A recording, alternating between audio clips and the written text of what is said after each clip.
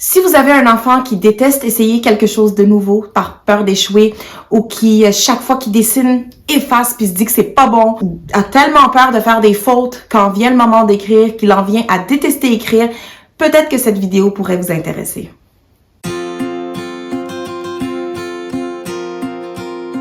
Assalamu alaikum, mon nom est Taqwa, je suis journaliste et je fais l'école à la maison à mes enfants de 10 ans, 7 ans et 4 ans.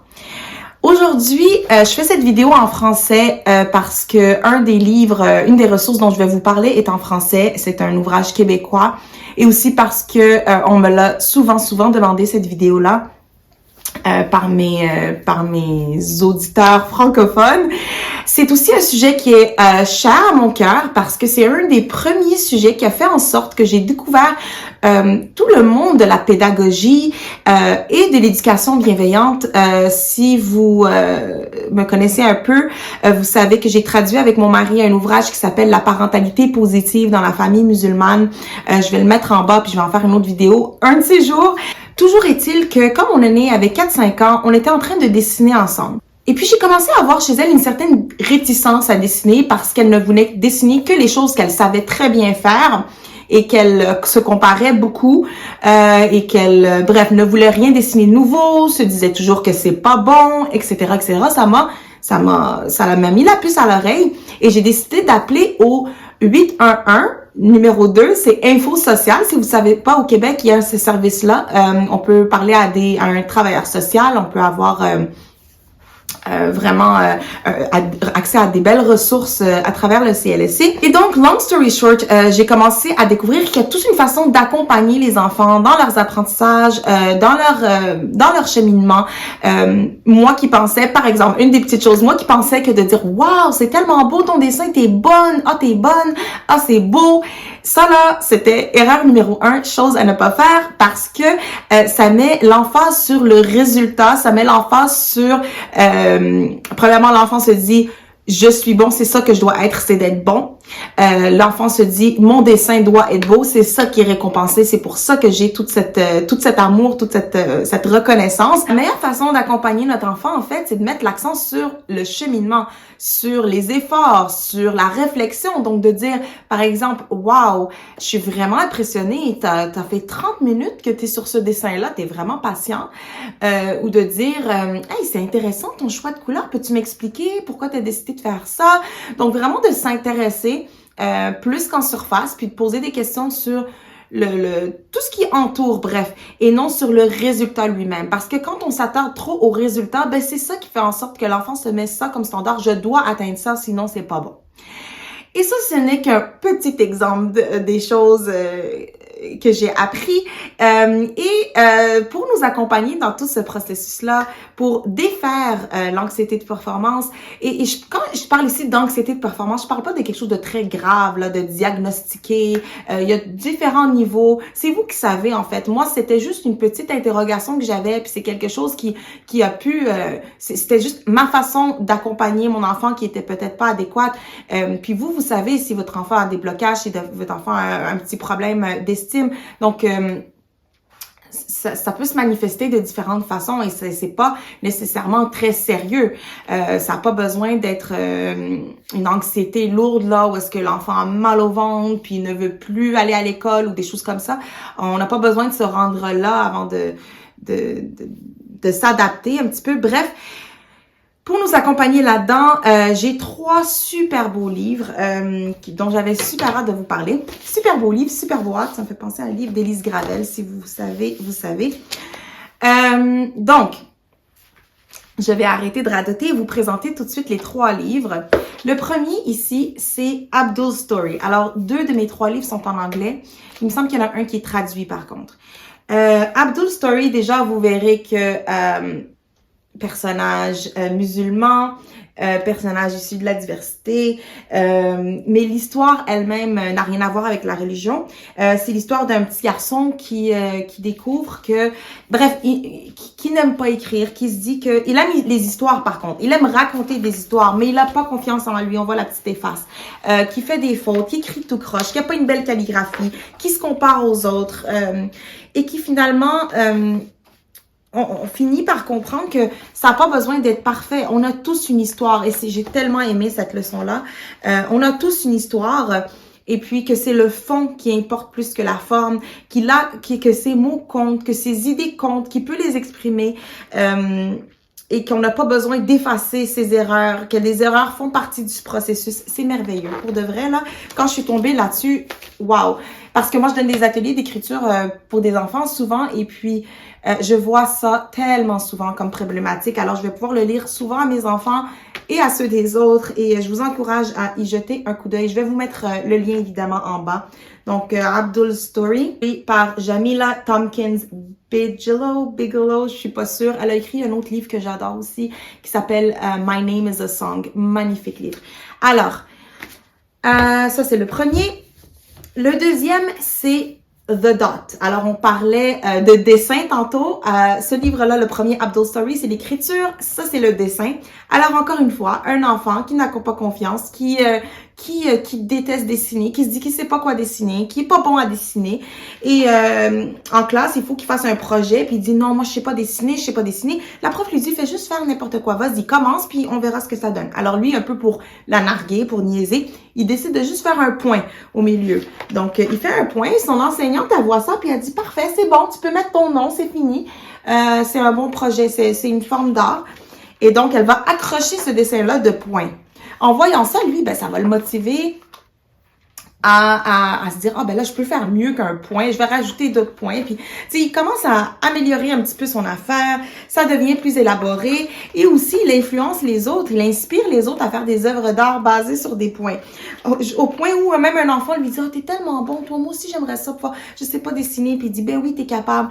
Donc, vraiment, vraiment drôle, inspirant. Simple à comprendre pour les enfants et pour les adultes. Il me semble que ce livre est traduit. Je vais rajouter au bas de l'écran si c'est le cas ou vous mettre le lien en bas. Mais The Dot par Peter H. Reynolds. Ça, c'est un vieux livre, là. Et finalement, une nouveauté québécoise, une nouveauté aux éditions Victoria Anaïs. Faire des erreurs, jamais de la vie. Une histoire pour tous ceux et celles qui détestent se tromper. Alors, je sais qu'il y en a beaucoup d'enfants qui détestent se tromper, d'adultes aussi par ailleurs. D'ailleurs, c'est ça que je trouve intéressant, c'est que on blâme les enfants de pas vouloir se lancer, essayer quelque chose de nouveau, avoir peur des erreurs et tout, mais en tant qu'adulte, là, c'est quand la dernière fois que vous avez essayé quelque chose de nouveau, que vous êtes sorti de votre zone de confort, de vous mettre dans une position d'humiliation et d'échec comme un enfant peut se mettre dans un cours ou peu importe. Donc, vraiment d'avoir aussi cette bienveillance, d'avoir cette empathie pour l'enfant. Bref, that's a sidetrack. Mais l'histoire ici, c'est l'histoire d'un castor qui commence l'école. Donc, les trois livres que j'ai présentés, ironiquement, se passent dans le cadre scolaire. Pour une homeschooler, c'est très drôle. Voilà, alors il commence l'école, mais lui, il se dit, moi, je vais être le meilleur à l'école, je vais pas faire d'erreur, je vais être bon. Mais ça fait en sorte qu'il ne veut jamais essayer quelque chose de nouveau. Alors, il dit qu'il a peur. Il veut éviter l'inconnu. À un moment donné, il y a une scène où il essaie une construction puis ça fonctionne pas puis il dit c'est pas de ma faute, non, tu sais, vraiment d'être sur la défensive, ça aussi on peut le voir souvent. Donc j'ai trouvé que ça résumait beaucoup de situations que les enfants peuvent vivre face à leurs apprentissages. Et finalement le prof finit par lui dire écoute Igor qui s'appelle, il lui dit c'est correct de faire des erreurs, la perfection n'existe pas, c'est correct de faire des erreurs, puis blablabla, bref, vous voyez le genre, c'est vraiment inspirant. Puis finalement, ben là, il se dit, ok, je me donne le droit de faire des erreurs. Puis il répète toutes les choses qu'il voulait pas faire, il finit par les faire et tout. Ce que j'ai aimé beaucoup de ce livre aussi, d'un point de vue d'école-maison, c'est qu'à la fin, on recense toutes les expressions, on va travailler les métaphores, comparaisons, expressions comme faire la sourde oreille, goutte qui fait déborder le vase, perdre la face. Donc, je vois le potentiel ici d'une activité pédagogique. Je l'ai pas encore ruminé, mais clairement, c'est riche. Ça a sa place dans une maison ou à l'école, vraiment, ce livre-là. Et puis, voilà. Donc, voilà les trois livres que j'ai trouvés je trouve, viennent amener des bonnes pistes de discussion qui peuvent peut-être juste entamer la réflexion, permettre d'ouvrir la conversation avec votre enfant ou même de vous faire, vous aussi, cheminer parce que c'est souvent nous, comme parents, comme adultes, accompagnateurs, qui avons un mindset qui doit être shifté. Désolée pour les anglicismes. Ça paraît que je fais mes vidéos en anglais d'habitude. Mais voilà. Et puis, une autre chose que je voulais vous mentionner, une autre petite astuce que j'ai commencé à faire. Alors, j'ai parlé de mon aîné. Et là, avec un autre de mes enfants qui commençait à manifester aussi une problématique différente. C'est-à-dire que cet enfant-là, c'est plus faire des choses difficiles. Il y avait une certaine réticence. Alors, on a commencé à faire quelque chose qui vraiment a amené beaucoup d'énergie positive dans la maison quand vient le temps de devoir des apprentissages et c'est des affirmations positives. Et pour ceux qui roulent des yeux, je vous comprends. Moi aussi, je suis pas une grande fille de manifestation, puis d'énergie positive et tout ça, puis d'affirmation, mais vraiment, ça fonctionne.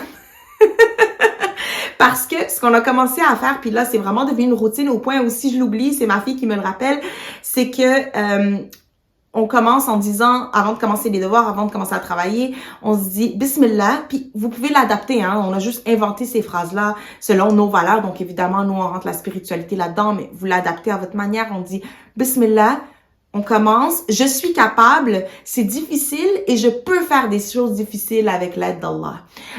Pourquoi ces phrases-là? Parce que j'avais tendance à dire, ben non, t'es capable, c'est pas difficile. Oui, parce que quand elle disait c'est difficile, je disais, mais non, c'est pas difficile, t'es capable. Et encore une fois, je pensais que c'était un bon encouragement, mais ce que ça fait, c'est que ça vient dismiss le sentiment de l'enfant que c'est difficile. Il est pas fou, c'est difficile. Et c'est correct, il y a des choses difficiles qu'on fait dans la vie, tout n'est pas facile. Donc, on donne l'exemple de, tu sais, tu savais pas marcher, maintenant tu sais marcher, tu savais pas faire de vélo. D'ailleurs, elle sait toujours pas faire du vélo. Mais de dire, c'est difficile, oui, mais t'es capable de faire des choses difficiles. Par tes efforts, par l'aide de Dieu, t'es capable de faire des choses difficiles, même si ça prend du temps. Donc, encore une fois, valoriser les efforts, valoriser le processus et non le résultat. De pas dire c'est facile, t'es capable, go, pousser puis renier ses sentiments. Non, non, c'est correct, c'est difficile. T'as le droit d'être frustré, t'as le droit de trouver ça difficile, mais t'es capable de le faire quand même. T'es capable de faire l'effort pour y arriver. Et puis, t'es pas tout seul là-dedans. Tu as moi, tu as Dieu, etc., etc. Donc, j'ai trouvé que ça a vraiment amené, ça a comme au lieu d'arriver à table avec le j'ai pas envie, blablabla, ça amène une meilleure ambiance, une meilleure énergie. On a commencé ça en novembre dernier, puis pour vrai, ça a vraiment changé l'énergie. Alors voilà mes astuces, mes livres, mes réflexions. C'est un sujet qui me tient à cœur et j'aimerais beaucoup vous entendre aussi là-dessus. Si vous passez à travers des problématiques semblables, est-ce que vous avez mis en place des astuces? Est-ce que vous avez des ressources? Est-ce que vous avez remarqué ça vous aussi? Alors voilà, j'aimerais vous entendre. C'est sûr que dans le cadre de l'école à la maison, l'avantage supplémentaire qu'on a, c'est qu'on n'a pas beaucoup de situations où, tu sais, l'enfant est en comparaison de lui-même avant tout là. On n'a pas d'examen, on n'a pas de voilà. Vous voyez ce que je veux dire? Alors, on apprend à valoriser. On peut mettre plus d'emphase sur les efforts personnels, puis etc. Donc voilà, je vais arrêter de radoter. Je sais pas, je pense que j'ai fait le tour. Si vous avez des questions, évidemment, des commentaires, n'hésitez pas. Et oubliez pas de vous abonner à la chaîne, de laisser un commentaire, de liker. Toutes ces choses, c'est des choses qui m'aident beaucoup parce que l'algorithme de YouTube va reconnaître que, ok, cette vidéo est pertinente et va pouvoir le proposer à d'autres personnes qui pourraient ne pas connaître. Donc voilà, à bientôt, Inch'Allah. Salam alaikum.